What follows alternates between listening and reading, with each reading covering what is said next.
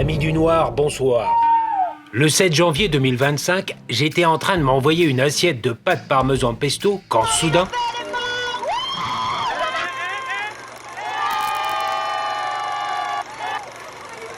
S'ensuivit toute la crasse médiatico-politico-culturelle pour réaffirmer, afin de rester du bon côté du manche, que cet homme, c'était le diable. Point final. Je suis mort. Le 31 janvier 2025, j'étais en train de m'envoyer une assiette de pâtes, sans rien, because la fin du mois, quand soudain... La tombe de Jean-Marie Le Pen, inhumée le 7 janvier, avait été dégradée. Plusieurs plaques ont été brisées à coups de masse. J'en étais resté coït. Un vieux monsieur, arrivé tout au bout de la vieillesse, avait quitté le quai et des jeunes bobos de centre-ville, très blancos d'ailleurs, avaient fait une sabbat. Et d'autres courageux avaient même cassé sa tombe. S'ils avaient pu, ils l'auraient réanimé, le menhir. On le surnommait le menhir, car il était breton, droit et solide. S'ils avaient pu, disais-je, avant de me couper la parole, ils l'auraient réanimé pour l'embraser en place publique. Au secours ! Même la mort du pédofourniret n'avait pas provoqué une telle vague de haine. Ça avait frôlé la nécrophilie. On ne respectait même plus les morts. On avait perdu la civilisation. Mais dans notre aquarium de la pensée, notre asile à ciel ouvert, j'avais l'impression qu'il y avait mal donne, qu'il y avait une erreur de combat. Car même si on n'aimait pas ses idées, c'était pas le diable quand même. D'ailleurs, le menhir lui-même s'en amusait de cette image de grand méchant.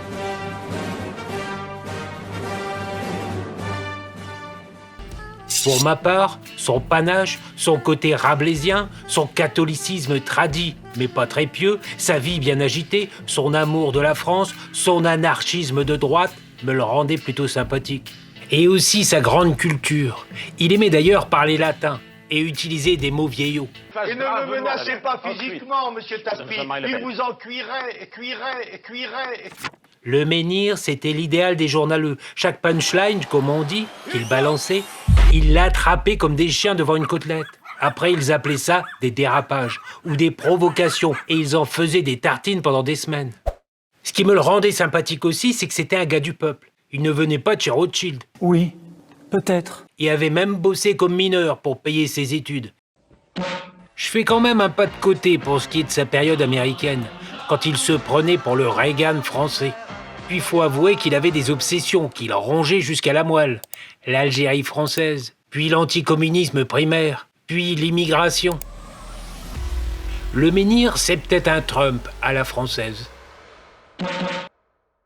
Comme j'ai toujours eu la faiblesse de vouloir défendre la veuve et l'orphelin, et que j'adore la provoque, je me suis lancé dans une enquête. Non pas pour faire du cirage de pompe, mais pour piger une manipulation. Comment le système a jeté un os à Roger au gogo pour se faire oublier et continuer ses petites affaires sur le dos du peuple.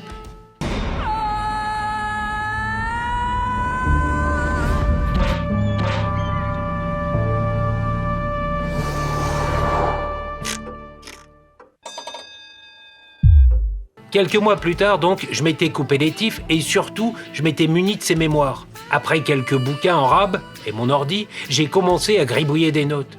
Premier truc qui m'a sauté à la face, c'est la carrure du bonhomme. Tout du boxeur. Et quand il écrit qu'il avait envisagé une carrière de danseur, on se marre. Il avait plutôt une carcasse pour cogner sur les cocos dans les 60s et sur les gauchistes ensuite. Jean-Marie Le Pen se rejette dans la bagarre. Je vais faire courir, moi, tu vas voir le rouquin là-bas. Ah, ça me rajeunit. Malheureusement, cette fois-là, il s'est emporté contre la candidate socialiste. Le Pen, on en a marre de vous, on en a marre. Vous avez compris, on en a marre. Il n'était pas violent, non, mais il n'était pas du genre à faire dans son pantalon. Il pouvait même menacer de mettre à poil. Moi, j'offre un débat à M. Mélenchon. Là, vous Et je vais lui retirer son caleçon. Il était même capable de balancer quelques vérités bien cachées sous le tapis. Monsieur Le Pen est une honte. J'ai été mis en cause par le pédophile Cohn-Bendit. Il avait une drôle de singularité, le menhir, et je vous mets en pause. Quelle était donc sa singularité anatomique? Creusez-vous les ménages, pendant ce temps-là, je m'envoie un... Vodka martini? Shaken, not stirred. Il était borgne. Il avait perdu un œil suite à une baston ou à un accident de sardine en montant un chapiteau. C'est pas clair, cette histoire, si je peux dire. Après, il a mis un œil de verre, ça faisait moins pirate. Il avait vraiment une tête à caricature. Bah, faut bien se marrer un peu. Quant aux photographes, ils aimaient le prendre en contre-plongée. Comme ça lui faisait une tête de bulldog, de méchant. Personnellement, j'adore cette photo, même si le Doberman, ça vaut pas le berger allemand. Sans m'étaler sur la mienne d'anatomie, j'ai un jour rencontré la postière du menhir, celle de Montretout, une malgache de Malgachie. Elle aimait bien ce bonhomme, parce qu'il venait chercher son courrier lui-même, et il était toujours souriant. Bah, tout ça, c'était il y a belle lurette. L'histoire est gâchée, et j'ai oublié le prénom de la donzelle, mais pas nos parties de Bill Bokeh endiablées. Bref, je lisais, je notais, mais j'avais quand même un peu la frousse d'être le pénisé. Pas envie d'effrayer mes voisins. Parce que si tu t'approches trop près du menhir, hop, contaminé.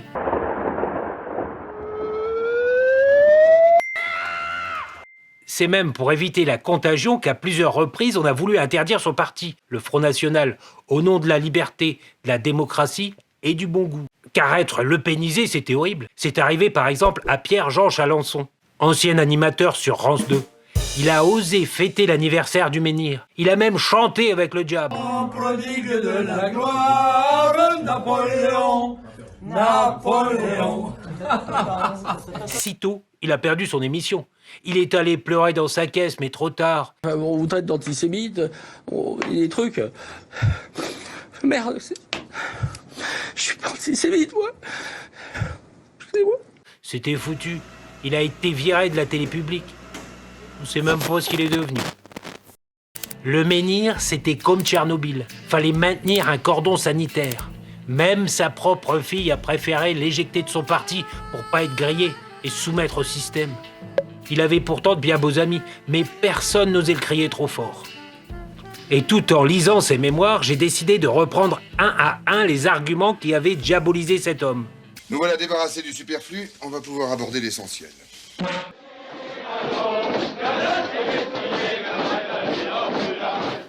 Il avait 12 ans en 1940, et les Boches, il les avait pas collés en poster au-dessus de son lit, because c'est sur une bombe allemande que le chalut de son père a explosé à la Trinité-sur-Mer en 42.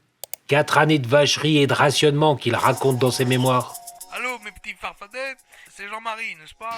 En 44, il a voulu rejoindre le maquis, mais les résistants avaient été vendus comme du jambon au marché noir. Alors, ils sont tous rentrés vite fait se planquer chez eux. Enfin, pour venger son père, il a même eu l'occasion de dissoudre un Allemand. Pas au pistolet à bouchon, pour de vrai. Là, on est loin des bobos parisiens. Il est bien évident que si je tue cet homme-là, les représailles peuvent être terribles. Je n'ai pas le courage de le tuer, voilà. Et je me dégonfle, je regrette pas. Et voilà, mes amours, une roue de la dédiabolisation vite dégonflée, pas collabo, et sûrement moins que le Parti communiste. Ou que la Simone qui travaillait à Radio Vichy, moins aussi que le grand Solpartre qui a pris la place d'un professeur juif dans un lycée.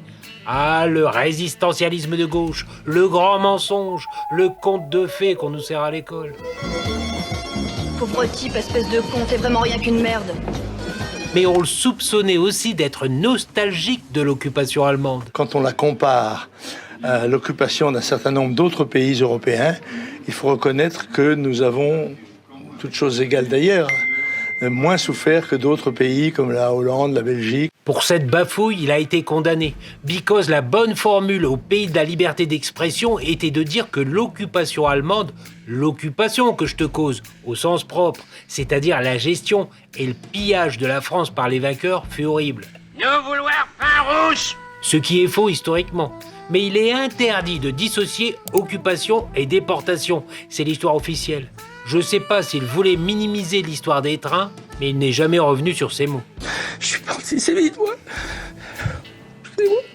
Tiens, en causant de train, en 2007, ce fond de chiottes de Maurice Papon, qui avait organisé les wagons pour les camps, venait de clamser. Et un mou du gland a voulu faire son malin. Il va vite être renvoyé à ses légaux. Monsieur Le Pen, est-ce que demain vous irez à l'enterrement de Maurice Papon? Et ta sœur, elle y va, elle?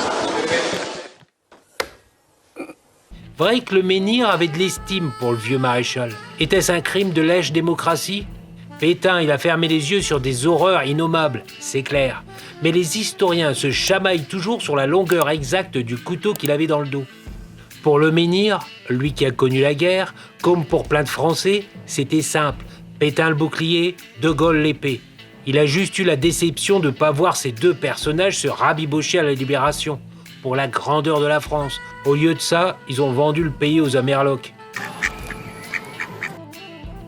En tout cas, Mécanard, c'est pas lui, mais un ancien président de gauche qui a été décoré par Pétain. Maréchal, nous voilà.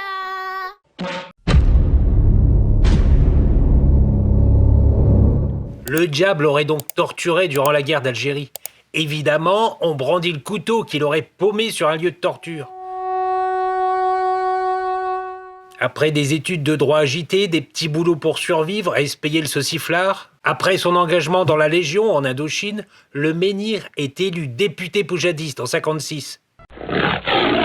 Mais pas le genre à roupiller sur les bancs. Donc la même année, en 1956, il quitte le confort de l'Assemblée pour aller se battre en Algérie contre ce qu'on appelle alors les terroristes. En cette période, pratiquement tout le monde veut garder l'Algérie française. Et c'est d'ailleurs la gauche, avec les communistes, qui ont voté les pouvoirs spéciaux. Mais Le Pen, tortionnaire ou pas? Oui, à 99,99. Oui, on utilise des méthodes illégales pour lutter contre des méthodes illégales. C'était la guerre civile, mes grognards. Et ça a explosé dans tous les coins, comme un feu d'artifice le 14 juillet. Les atrocités, il y en a eu des deux côtés. Mais comment avoir des renseignements en pleine guérilla? Tu les grattes pas en organisant une raclette avec 3 cornichons. Non, là-bas c'était l'eau, l'électricité, la vraie, celle qui crépite et qui fait danser le gigot. J'excuse pas, j'explique. Et donc, faut pas oublier que c'était la gauche au pouvoir. C'est même Mitterrand, le futur tonton des années roses, qui a signé la mise à mort de 45 militants algériens. Et c'est même eux, les camarades de gauche, qui ont doublé le nombre d'appelés au front. Alors, qu'est-ce qu'ils auraient dû faire, ces branquignoles? Eux qui croyaient encore à l'œuvre civilisatrice de ce vieux raciste de gauche franc-maçon. Les races supérieures ont un droit vis-à-vis des races inférieures. Un droit, parce qu'il y a devoir pour elles.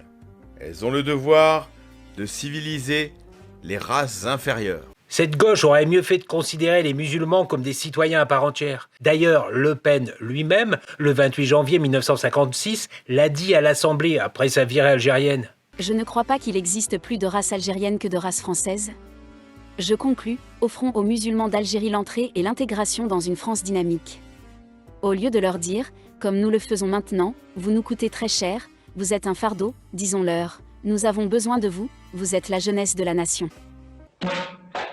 Bref, le menhir a fait le sale boulot du troufion. Pas joli, mais c'était le merdier là-bas.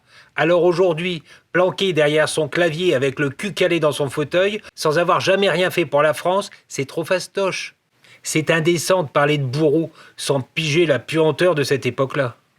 Jean-Marie Le Pen, c'était le chef des tortionnaires. À Fort-Lamperre, c'était lui. Je suis omniprésent. Il était partout, monsieur. Il était à Fort-Lomprant, il était à la villa des Cisinets, il était à la villa des Fleurs, il était à Bellecour, il était à la Casbah, il était partout. C'est le diable.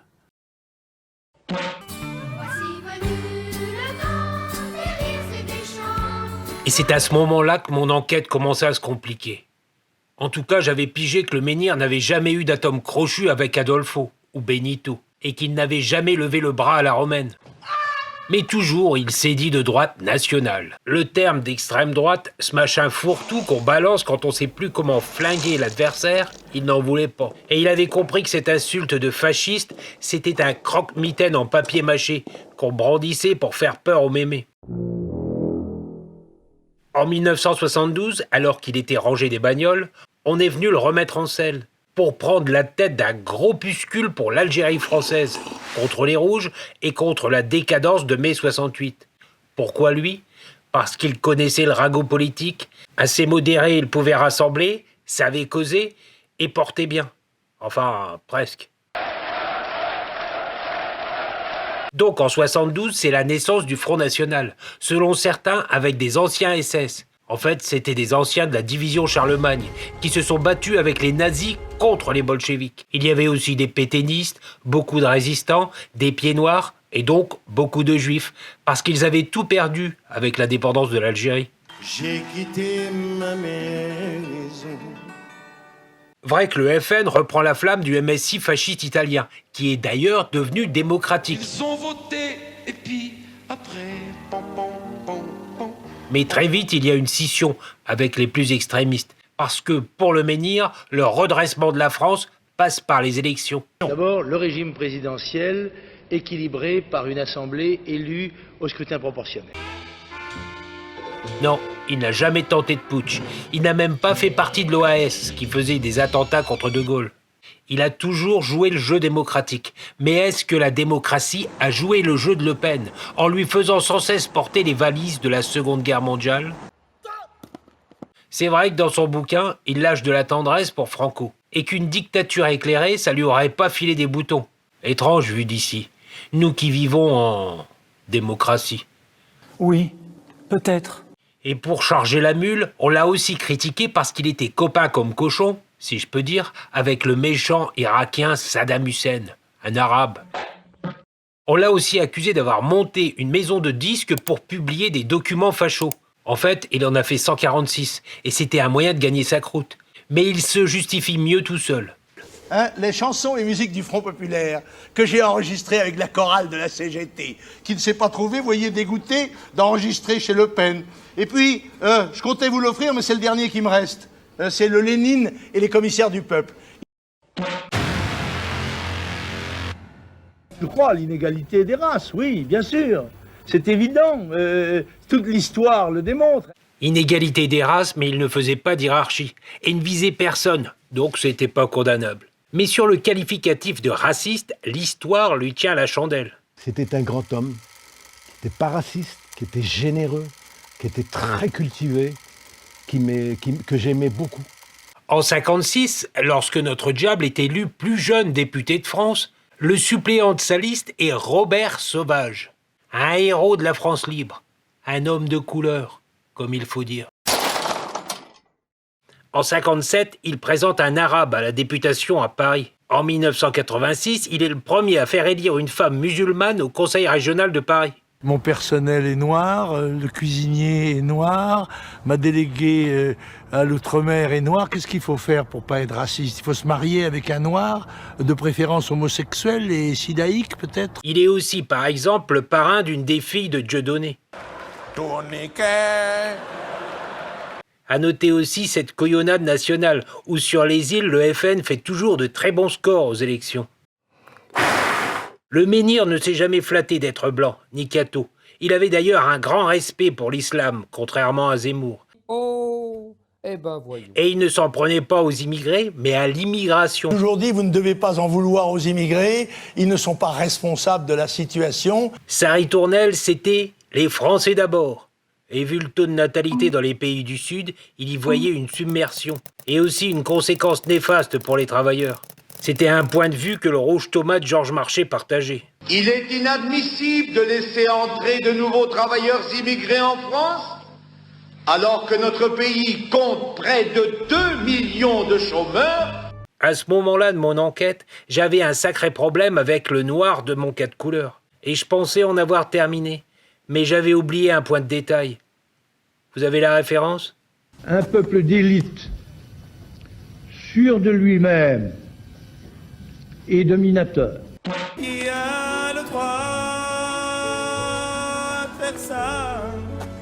Alors là, on va être sur le fil et la température va monter de 10 degrés. Et est-ce son soutien à la Palestine qu'on lui reproche?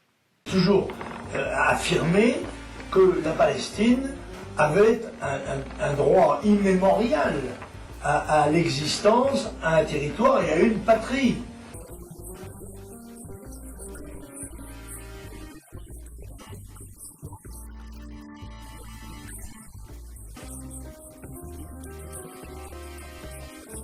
Mais c'est pas le blême. Et je vous passe la fameuse phrase. Je ne dis pas que les chambres à gaz n'ont pas existé.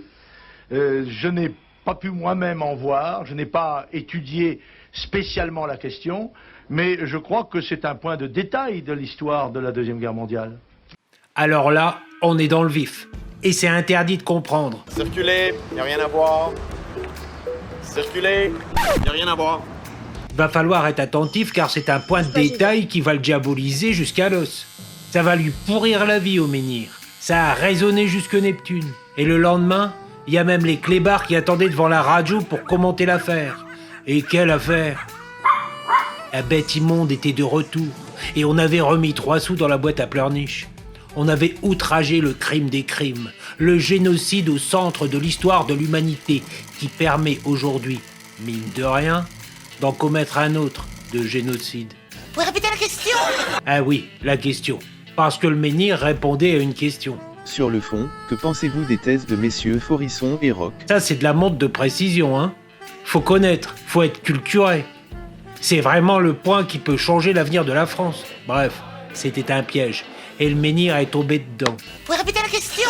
Ah oui, la question. Le professeur Forisson questionnait les chambres à gaz, leur dimension par rapport au nombre de victimes, etc. Je résume en gros, mais évidemment son travail faisait scandale. Là, je te vois kéblo. Je t'avais dit que la température allait monter. Alors, sa réponse, et je te la tranche en salsifie. Je ne dis pas que les chambres à gaz n'ont pas existé. Déjà, ok. Il ne le dit pas. Je n'ai pas pu moi-même en voir, je n'ai pas étudié spécialement la question. Il avoue qu'il n'en sait pas grand-chose, mais mauvais point déjà. Il se questionne. Mais je crois que c'est un point de détail de l'histoire de la Deuxième Guerre mondiale. Je te traduis que c'est pas si important tous ces baroufs autour des chambres. C'est donc de savoir la manière dont ces gens ont été tués qui serait un point de détail. Il ne remet nullement en cause le génocide mené par un taré, ni son existence, ni le nombre de victimes. Mais il va se reprendre de suite. Pour être clair, il a reniflé le piège. Mais vous mettez en doute... c'est un point de détail. Non, mais est-ce que 6 millions de morts. Est-ce que vous affirmez... Non, pardon. Je n'ai pas compris, mais... Non, mais 6 millions de morts, comment c'est Juifs. Oui. Dans la Seconde Guerre mondiale, vous considérez que c'est un point de détail? Non, c'est la question qui a été posée, c'est de savoir comment ces gens ont été tués ou non, n'est-ce pas? Mais trop tard, la bombe est lâchée. Les chiens vont pouvoir se déchaîner. Ils seraient donc antisismiques, révisionnistes, négationnistes, nécrophages, reptiliens, et j'en passe. Remarque sur cette histoire de point de détail, il n'a jamais fait marche arrière, malgré tous les ennuis, en tentant toujours d'expliquer ce qu'il n'avait pas dit. Les chambres à gaz étaient un détail de l'histoire de la guerre, à moins d'admettre qu'elle soit la guerre qui soit un détail de vous maintenez ces propos. Oui, absolument. Cette fois encore, il fut condamné par la justice, et sa fille le vira de son parti. Que je répète qu'il ne nie rien, mais affirme que cette question de chambre à gaz est un détail, dans le sens acheté au détail. Une partie d'un tout, et non un détail dans le sens sans importance. Un détail, quoi. Après, bon, le menhir était joueur, et fallait pas le chauffer. En 1988, Michel Durafour, ministre de gauche, qui n'a pas oublié d'être arriviste et con, appelle à exterminer le Front National. Rien que ça. Alors le menhir lui répond: Durafour crématoire, merci de cet aveu. Ce calembour est pas mal, mais ça va lui attirer scandale et frais de justice. Par contre, Durafour avait le droit d'appeler à exterminer. C'est pas violent. C'est pire que la chouille ici. Parfois, il faisait aussi des blagues un peu limites, le menhir. Monsieur Noah a dit qu'il s'était engagé à ne plus chanter en France si le Front National arrivait en tête de l'élection. Cochon qui s'en délie. Et Monsieur Bruel aussi. Ah oui, ça m'étonne pas. Oui, voilà. Écoutez, on fera une fournée la prochaine fois. Il s'est justifié en disant qu'il ne savait pas qu'il était juif. Je pense surtout qu'il voulait se marrer un peu et faire rager sa fille en pleine croisade de dédiabolisation. On me dit que des juifs se sont glissés dans la salle. Mais malgré l'acharnement des associations communautaires habituelles, qui scrutaient chacun de ses bons mots, il n'a pas été condamné. Dire donc qu'il était antisémite pour un point de détail de l'histoire, pour quelques blagues, c'est pas concluant non plus. À la fois, j'ai pas sondé son âme. Mais quand même, c'est pas de sa faute si son humour était parfois limite. De l'humour noir, qu'on appelle ça. Il fait vraiment froid, il pleut, mais il pleut blanc. Et voilà, enquête terminée. Et malgré le sujet, je n'avais pas été le pénisé. Allez, n'oubliez pas d'aimer, de vous abonner et de commettre un commentaire. Et valsez, saucisse. C'était bien, il y avait des... J'ai vu des mollesses, hein. J'ai vu des gna là. Hein. Bon, écoutez, pendant qu'on est chaud, d'accord. Allez hop, on reprend le tout. Hop.